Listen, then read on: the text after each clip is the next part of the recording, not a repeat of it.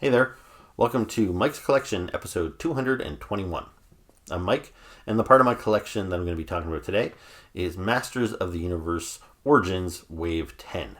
So, as with most waves in this toy line, there's 4 new figures to review. It's a pretty interesting assortment, which you'll see in a minute when I flip things around and we take a closer look. But yeah, it's an exciting line. I'm still really into this toy line now that we're even a couple of years in. A lot of the main characters have already been done, but Mattel is still finding, fun new characters and keeping it interesting. So anyway, I don't have a whole lot more to say for the lead in here, so why don't we just dive right in. So here you see all 4 figures from Wave 10, and we're going to take a look at each one of them individually. So we're going to start out with this guy. So this is King Randor, and if you're not familiar with him, this is He-Man's father. So he was featured pretty heavily in the cartoon show because, there's a couple different continuities for Masters of the Universe. You could follow the original mini comics that came published with the toys. Most people probably think of the Filmation cartoon that ran from 83 to 85. Then, of course, you have the live action movie. And then if you really want to go deep, you've got some of the storybooks and stuff like that. So all those different continuities didn't quite line up. But anyway, Randor, I'm pretty sure he was introduced initially in the animated series because rather than the mini comics where He-Man was kind of more of a barbarian, they leaned into the Superman trope a little bit in the animated series where Prince Adam was kind of a wimpy, goofball, and his father, the king, wanted more, wanted him to be a great warrior, but Prince Adam secretly was a great warrior. All he had to do was raise his sword and turn into He-Man, and even though He-Man and Prince Adam looked identical, King Randor was none the wiser that it was actually the same person. So, I never had the original King Randor figure. It came out pretty late in the Masters of the Universe toy line in 1987. So that's a couple of years even after the cartoon had run its course. So even though I never owned it, I believe this figure is pretty faithful to that original 1987 figure. I've seen images of it online. I'm sure I probably had friends that had it when I was a kid. But even if I was still collecting Masters of the Universe in 87, and I think I was pretty much entirely out of it by then, Randor would not have been high on my list. There's nothing really wrong with the figure, but I just don't really know where he would have fit into my play pattern, I guess. We already have He-Man, the warrior, and in the cartoons, King Randor was always portrayed not really as a warrior. He was always kind of just wearing a cloak, and he carried around a goblet, and he sat in his throne. He was much more of a passive king. But I guess Mattel thought that figure might have been kind of boring for kids back in the day, so they made him kind of look like a warrior. He's wearing armor. He's got this spear with him. So yeah, there's nothing wrong with this figure. It was just not an essential character to me. Just like I don't need Spider-Man's dad or Snake Eyes' dad in action figure form. Now, I'm not trying to trash King Randor, though. He actually was a pretty likable character, and he's a cool-looking character. So I do like this figure. I'm not going to get into all the details of articulation and everything because this is my, I think, 12th or 13th video in this series. Even though this is Wave 10, I've also done review videos for the deluxe figures and for some of the figures that came with vehicles and stuff like that. So I've reviewed a ton of these Origins figures. And they all basically move the same. They've all got, they're based off of the vintage He-Man figures, except they've got the added articulation of ankles, boot swivels, they've got knees, they've got wrists, they've got elbows, their arms can go out to the side instead of just forward and backwards, they've got ball-jointed heads. So it's a lot more articulation than the vintage figures. But looks-wise, they look pretty much spot on with those vintage figures. Now, one thing I guess maybe I'll quickly mention that pertains to all of these figures is I already kind of mentioned the mini comic books that came with the vintage figures. So these figures also come with a mini comic book. Generally, you get a new comic book and you get the same book with every figure in each wave. So every one of these figures came with this mini comic. So you see on the cover, you've got the other 3 characters in the wave. Randor didn't make the cut for the cover. But inside, you see Randor is featured along with other characters like Man-at-Arms and Tila from previous waves. And then, the bad guys show up, of course. So there's Whiplash and Trapjaw, who are the bad guys of this wave. They're busting in there. And then this dude shows up, Digitino, and he helps King Randor save the day. Now you kind of have to fill in the blanks yourself because there's no text in this comic book, and it's very brief. But anyway, it gives you a very little bit of backstory for these characters. And each character also comes with a little sheet like this, just to tell you which parts of theirs are removable, because the Origins line does have a fun play feature where you can swap their heads and their arms and their boots and stuff with other characters. So if you want to mix and match these guys, you can certainly do that. So, Randor, before I move on to the next figure, I just want to do some comparisons. So I did not have the vintage figure. I don't think King Randor was in the 2002 toy line. He might have had a Staction figure from that line, but I didn't have that either. Now, when the Masters of the Universe Classics line launched around 2009, I think it was, King Randor actually did get a figure in this outfit. So in his armored look from the vintage toy line, but I actually did not get that figure. And I can't recall why. It might have come out before I had really decided to go all in on the Masters of the Universe Classics toy line, because I have a pretty close to complete collection now, but it did take me a couple of years, maybe 2 years to really commit to the line, because I wanted to make sure that it was going to last and everything like that. But some of those early figures became really hard to get, and Randor might have been one of those figures. But I also know I didn't search really hard to find him, because they released a second King Randor figure, and hopefully he fits in here. This is the animated style Randor. So this is how he appeared in the cartoons, with his, purple, I guess we'll call it a robe or a house coat. And then he's got the same spear, you'll notice, which is cool. And he's got a little goblet and everything, which is really cool. But I like this figure. This is how I picture Randor, I guess.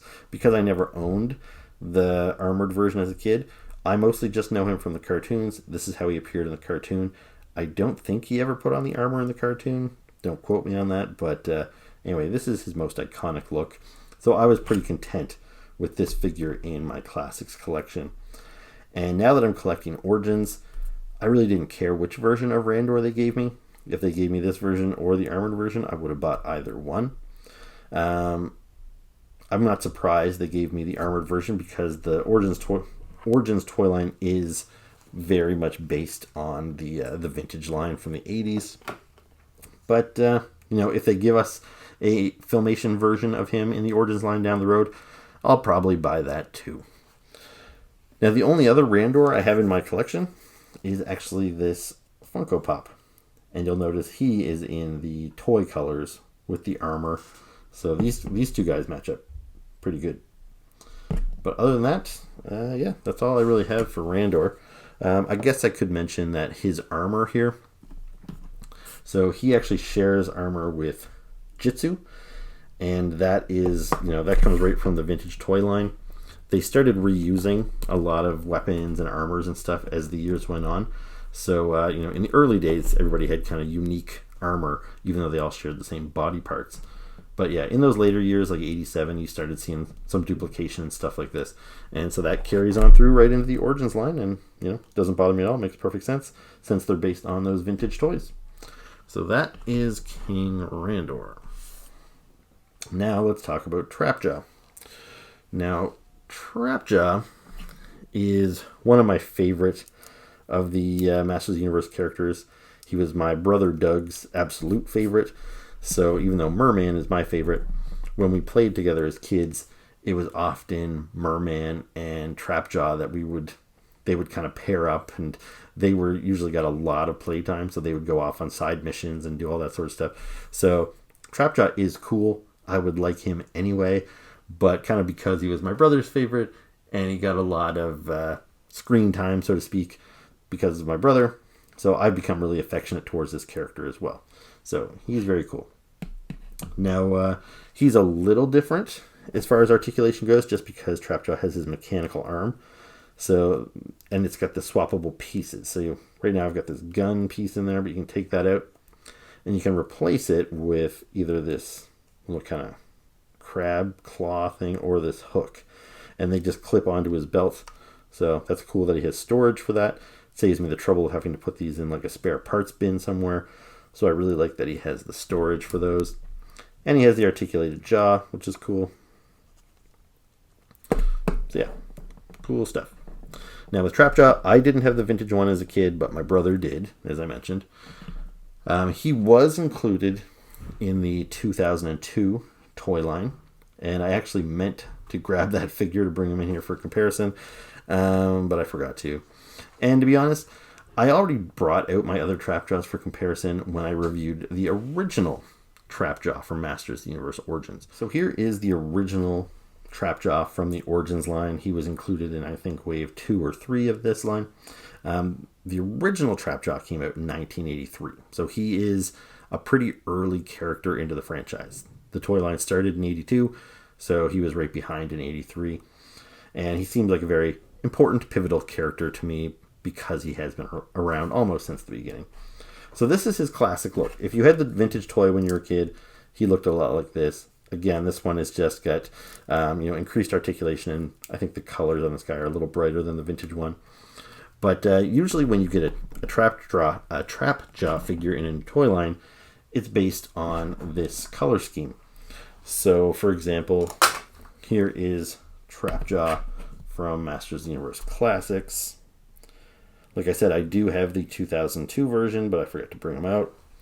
And I do have a Funko Pop of Trapjaw.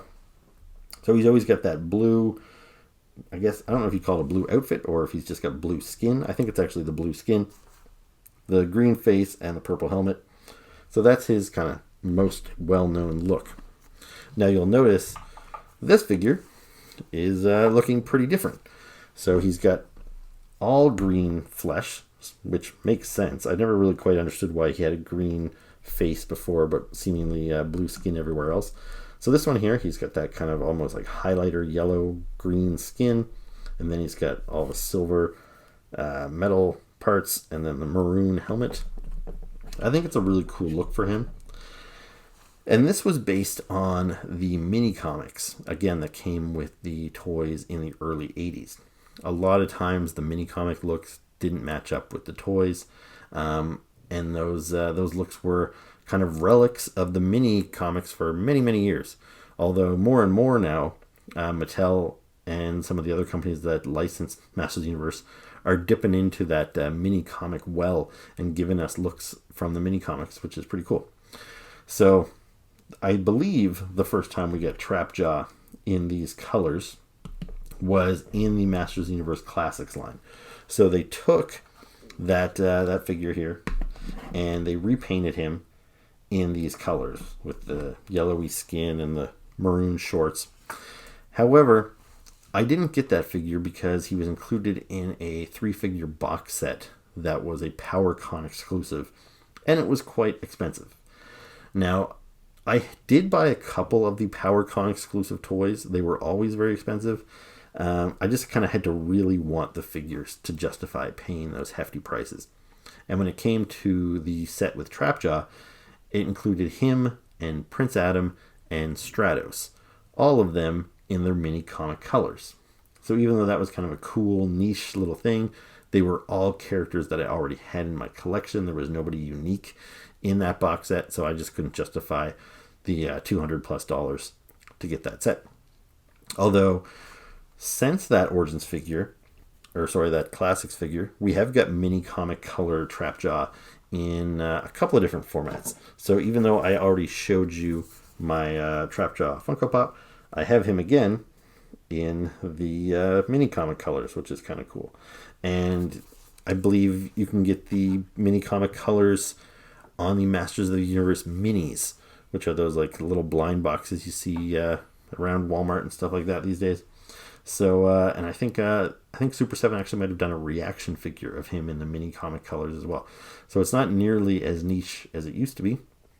Anyway, I'm really stoked to get this version because, I like Funko Pops and everything, but they're not really action figures. This here is my first mini comic colored Trapjaw, and I really think he looks great. I love those beady eyes. He really looks evil there. And I don't know if I would take this over his classic colors. I'll get kind of a soft spot for those, but this does look really cool. I really like this look for him. He looks a little bit more, I don't know, barbarian like himself. Just the fact that he's just wearing the little shorts. Whereas with the other version, it was a little unclear if he was wearing, an outfit or not. This one, he's very clearly just wearing little shorts. And yeah, looks cool. And he's also a good pairing for Triclops. So back in the day, Triclops and Trapjaw came out together, and I think they were often featured together in the cartoon. So in the cartoon, you would see them like this. They're their classic colors. These are them in the Origins line. But earlier this year, or maybe it was last year, we got a mini comic color version of Triclops. So here's Triclops as he appeared in those mini comics of the 80s. And again, I think these two color schemes match up quite nicely. So it's pretty cool that they did give us both. Now, one thing I will mention that's kind of odd is the fact that he was a website exclusive and he was very hard to get. Like, he sold out in minutes, and there's going to be a lot of people that were never able to add him to their collection. Whereas this guy is just a regular retail release, and any kid can go pick him up for $15 to $20 at Walmart. But meanwhile, they're making mainline characters like Grizzlor website exclusives now, which are very hard for some people to get. So I don't know. I wish they would just be consistent and say, you know what, these mini comic repaints, these are kind of niche. These are for probably like older collectors like myself that remember the mini comics from the 80s. And, even if you don't get these, you can still have a Trapjaw and a Triclops in your collection. So I understand why they'd make them a little more exclusive, but the fact that they're giving us him at retail and making characters like Grizzlor exclusive just doesn't make any sense to me. So I wish there was some consistency with those. Anyway, we'll move on to Digitino now. Now, this is kind of a weird one, and if you're not familiar with him, I wouldn't be surprised. Neither am I. I know a little bit about him now, but this is just stuff I've learned in the past year or so. So if you have watched my prior Masters of the Universe Origins reviews, I'm sure you saw me talk about Sunman and then later talk about Pighead. So both of those characters are not from the classic Masters of the Universe Origins line or the vintage toy line of the 80s. They are from again, I hesitate to call it knockoff line, but there was another toy line in the 80s that was inspired by Mattel's Masters of the Universe. And this was an African-American woman who felt that there wasn't enough minority representation in mainstream toy lines. So she decided to make her own toy line based off of Masters of the Universe, which was, a very popular toy line at the time. So she created the character Sunman, who was an African-American character. And then he had all these other minority buddies and enemies and stuff that he fought alongside. And just a year or so ago, Mattel integrated Sunman and all of his characters into the Masters of the Universe line. So I've previously reviewed Sunman, and then I reviewed his enemy Pighead, and now we've got Digitino. And this guy is supposedly a Latino tech expert and a numerical genius. So I don't know any more than that. And I guess that's cool. Like, he's not a bad looking figure. I like him. And he definitely looks different from any other character I have on my Masters of the Universe shelf.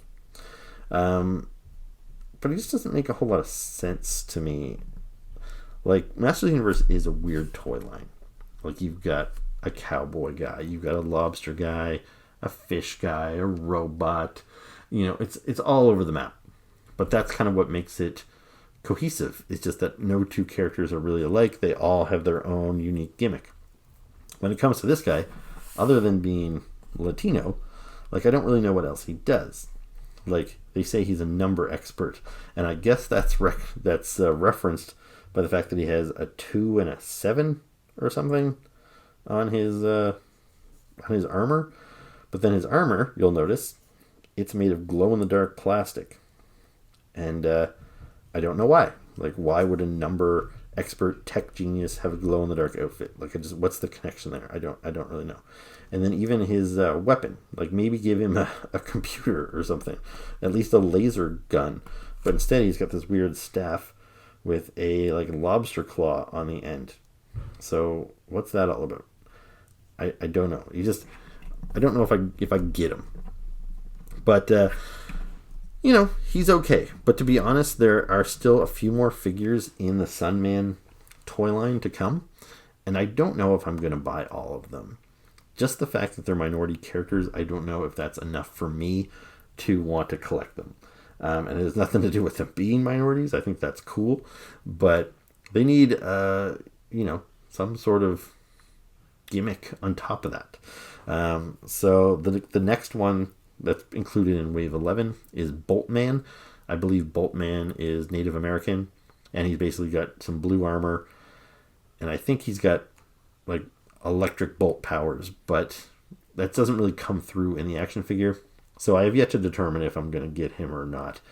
But I don't know if I'm going to get all of the Sunman characters. I think there was like 11 in total. I now have Sunman, Digitino, and Pighead. But yeah, how far will I go? That remains to be seen, I guess. But that's not a knock on this figure. I do like this figure. He doesn't make a whole lot of sense to me, but at least him alone, he feels unique enough in my Masters of the Universe collection that I don't mind that he doesn't really have a particularly interesting gimmick. He just seems like he's a unique looking character, and I don't know, maybe he'll grow on me in time. But anyway, that's pretty much all I have on Digitino. So the last figure I'm going to talk about in this wave is Whiplash.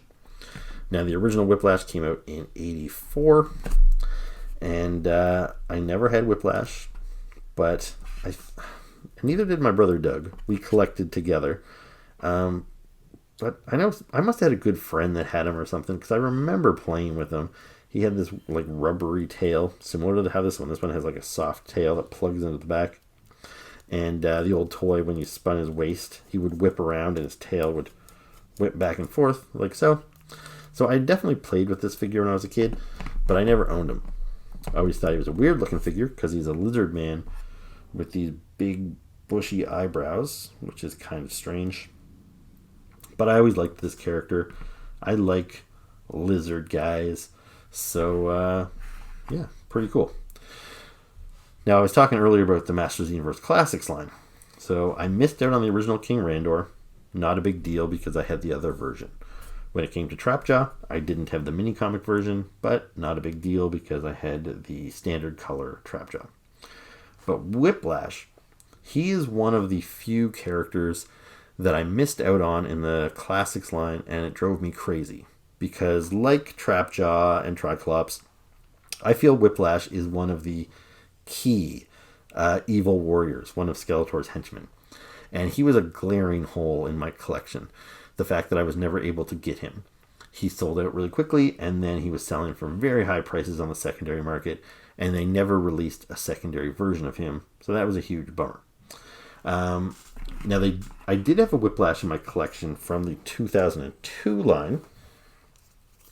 So here is 2002 Whiplash, and I really, really liked this figure, because as much as I liked Whiplash, the vintage one, he was goofy looking. This one here took everything I liked about Whiplash and then just improved all the things I didn't like. Like, gone are the big bushy eyebrows. Now he has this underbite. He's much more lizardy, and he's big, and he was muscular. He had a much more unique silhouette to him this time. I really loved this 2002 version of Whiplash. And what's cool is when you got the Classics version looked like this. Only, taller, more articulated, all that stuff. Everything that made classics. But they gave him an alternate head so you could display him with a head like this. So that was really cool to have that option. If Whiplash had been easy to find back in the day, I might have even considered buying two of them so I could display him with both heads. But that was never meant to be. So, yeah, this is really my first time owning the vintage, classic-looking Whiplash. Unless, of course, you count the Funko Pop. So again, big bushy eyebrows, Whiplash. He's got that same weapon. So you can see he's carrying it there, just like the vintage toy head. Now, one thing that's interesting to note. So the original Whiplash came out in 84. King Randor came out in 87, as I mentioned. But here we are now in 2002, and they are included in the same wave together. And you might notice that they have the same weapon. Whoops. But yeah, this is true to the vintage toy line. They both had the same weapon, just recolored. But it's just interesting to see it, come out in the same wave twice with these characters. Now, I've talked about this in pretty much all of my Origins videos, and I might as well mention it again. These guys do not hold their weapons very well. It's one of the worst things about this toy line. It's a real pain in the ass that they hold these things very softly. Their grip is not very deep, so they're constantly dropping their weapons. It's a real nuisance, and you would think that 10 waves in or so, they would have fixed that. But they haven't. So yeah, Whiplash, great looking figure. I don't know if there's a whole lot I need to go into, like his body here. This is the same torso that we get with Buzz Off, and I think with Clawful. A lot of these guys have all reused parts. They've obviously added this new tail bit, so that's all added on there. But otherwise, we would have seen all these other bits before. And then the head, of course, is also unique. But yeah, really cool figure. I like all these guys. I'm satisfied with this wave, even though it is a bit of an odd wave in that we've got a classic character that we really needed. Then we've got a brand new character being introduced in the toy line. Then we've got this very niche little repaint. And then we've got He-Man's dad. So, yeah, interesting combination. But another successful wave. So, I think that's pretty much all I have to say about these guys. Okay, so that was my review of Masters of the Universe Origins Wave 10. I hope you enjoyed it. If you did, please make sure to hit the like button, hit the subscribe button, and please leave me some comments below. Anyway, I'll be back soon with another video, so please come back for that, and I'll see you then. Ciao.